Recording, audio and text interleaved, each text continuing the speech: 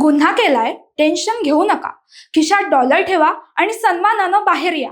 अमेरिकेचे राष्ट्राध्यक्ष Donald Trump यांनी कायद्याचा बाजार मांडलाय की काय अशी परिस्थिती आहे. दररोज 6 गुन्हेगार सुटतच आहेत, पण अट फक्त एकच, पैसे मोजा आणि तुरुंगातून बाहेर पडा. अमेरिकेत सध्या कायद्यापेक्षा डॉलरचा बोलबाला जास्त दिसतोय. राष्ट्राध्यक्ष ट्रम्प यांनी आपल्या विशेष अधिकारांचा वापर करत वर्षभरात चक्क 1840 गुन्हेगारांना क्षमादान दिलंय. पण धक्कादायक बाब म्हणजे हा माफीनामा फुकट मिळालेला नाही. एका माहितीनुसार ज्यांनी ट्रम्प यांच्या मागा समर्थकांना किंवा त्यांच्या कंपन्यांना लाखो डॉलर्सची देणगी दिली त्यांचीच तुरुंगातून सुटका झालीये.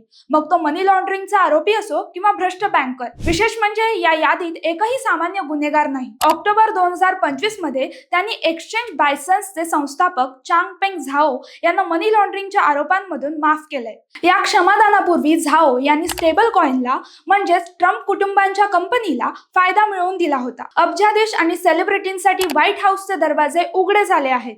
आता तर कुख्यात गुन्हेगार जेफ्री एफस्टीनची गर्लफ्रेंड ग्लेन मॅक्सवेल ही रांगेत आहे. ट्रम्प यांच्या कॅश अँड कॅरी धोरणामुळे अमेरिका न्याय व्यवस्थेचे वाभाडे निघत असल्याची टीका जगभरातून होतीये. जेव्हा देशाचे सर्वोच्च अधिकार वैयक्तिक फायद्यासाठी किंवा देणग्यांसाठी वापरले जातात तेव्हा लोकशाहीचा पाया हा कमकुवत होतो.